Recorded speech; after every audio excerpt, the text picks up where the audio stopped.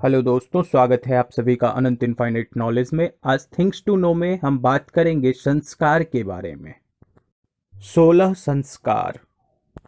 गर्भाधान संस्कार। यह संस्कार नवविवाहितों के गर्भधारण हेतु वातावरण निर्मिति के लिए किया जाता है। इस प्रसंग में समाज के आदरणीय, प्रतिष्ठित तथा आदर्श व्यक्ति नवविवाहितों को आशीर्वाद देते हैं ताकि वे एक सुदृढ़ एवं आदर्श बालक का गर्भ धारण करें।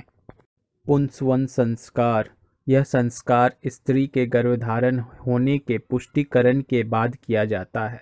संस्कार का उद्देश्य यही है कि वे आशा रखते हैं कि स्त्री के गर्भ में भ्रूण सही तरह से अपनी जगह स्थित है, जो एक स्वस्थ बच्चे की तरह बढ़ता है और आगे चलकर एक अच्छा आदर्श नागरिक बन सकता है। सीमांतोन्नयन संस्कार। यह संस्कार कभी कभी 7वें महीने के दौरान ही पूरा किया जाता है।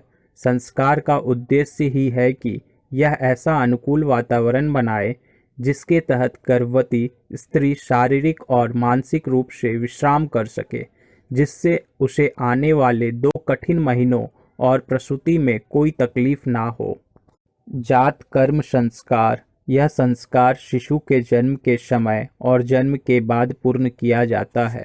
संस्कार का उद्देश्य ही है कि प्रसूति के समय स्त्री को होने वाली तकलीफ और दर्द का अनुभव पति को भी हो। इससे पति अपनी पत्नी को अधिक आदर, प्रेम और उसे प्रशंसा का पात्र बना देता है। कर्णभेद संस्कार। कर्णभेद संस्कार का आधार बिल्कुल वैज्ञानिक है। बालक की शारीरिक व्याधि से रक्षा ही इस संस्कार का मूल उद्देश्य है। कर्णभेदन से व्याधि दूर होती है तथा श्रवण शक्ति भी बढ़ती है। जब नवजात बच्चा 12 या 12 दिनों से ज़्यादा का हो जाए तब यह संस्कार किया जाता है। कर्णभेद का अर्थ है कान को छेदना। यह एक पतले सोने के तार से किया जाता है और उसे कान में बाली के रूप में रखा जाता है। नामकरण संस्कार।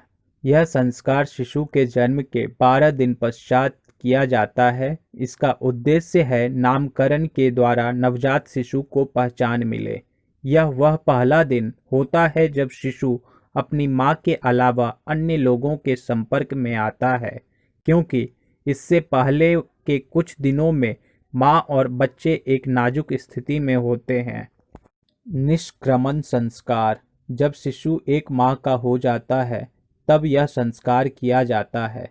शिशु को पहली बार घर से बाहर ले जाया जाता है, खासकर मंदिर में या वहाँ जहाँ परिवार की आस्था हो।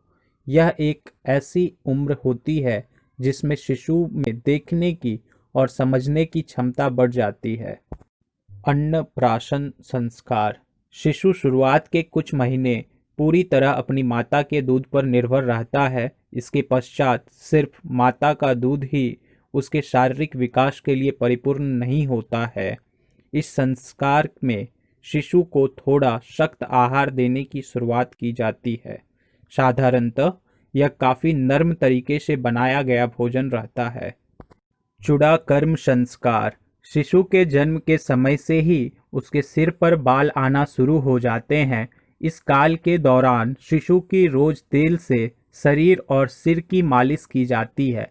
इसकी वजह से कभी कभी शिशु के बालों की जड़ों में खुजली और पस होने की संभावना होती है।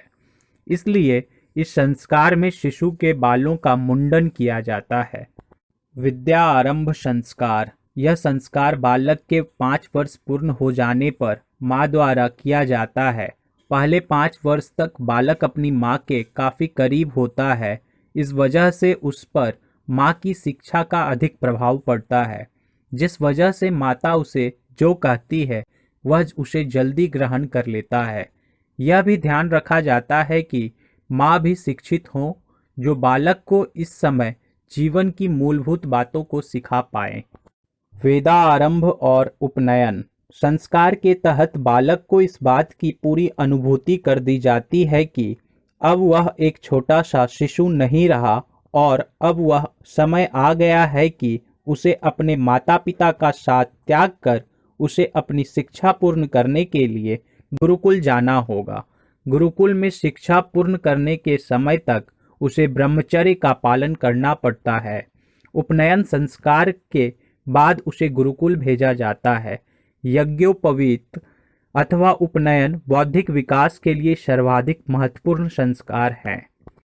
समावर्तन संस्कार। जब छात्र अपनी शिक्षा पूर्ण ग्रहण कर लेता है तब यह संस्कार मुख्य गुरु द्वारा दिया जाता है। इसके पश्चात उसे घर वापस जाने एवं गृहस्थाश्रम में प्रवेश करने की अनुमति मिलती है। विवाह संस्कार। गृहस्थाश्रम की शुरुआत के लिए यह संस्कार महत्वपूर्ण है। इसके कई रूप हैं, जैसे स्त्री और पुरुष का एक होना, एक साथ जीवन व्यतीत करना, जो एक परिवार के रूप में आगे बढ़ता है। यह संस्कार तभी परिपूर्ण होता है। वानप्रस्थाश्रम संस्कार। संस्कार तभी संपूर्ण होता है जब पुरुष अपनी विवाहित गृहस्थी के सभी कर्तव्यों को पूर्ण करता है। इस समय के दौरान घर के बड़े सदस्य को अपना पारिवारिक कर्तव्य अपने बड़े बेटे अथवा अन्य बड़े व्यक्ति को सौंपना होता है। इस समय का अर्थ यह नहीं है कि वह अपने कर्तव्यों से अछूता रहे या घर छोड़कर चला जाए। इस संस्कार के तहत उसे जिंदगी के अगले चरण के लिए तैयार होना होगा। संन्यास। इस संस्कार में मनुष्य से यह अपेक्षा की जाती है कि वो सांसारिक मोह माया को छोड़कर एकांत में जीवन बिताए। एक एकांतवास में भी वह जीवन के उपयोगी बातों का ख्याल करे। अंत्येष्टि संस्कार। इस आखिरी संस्कार में मनुष्य के मृत शरीर पर दहन क्रिया की जाती है।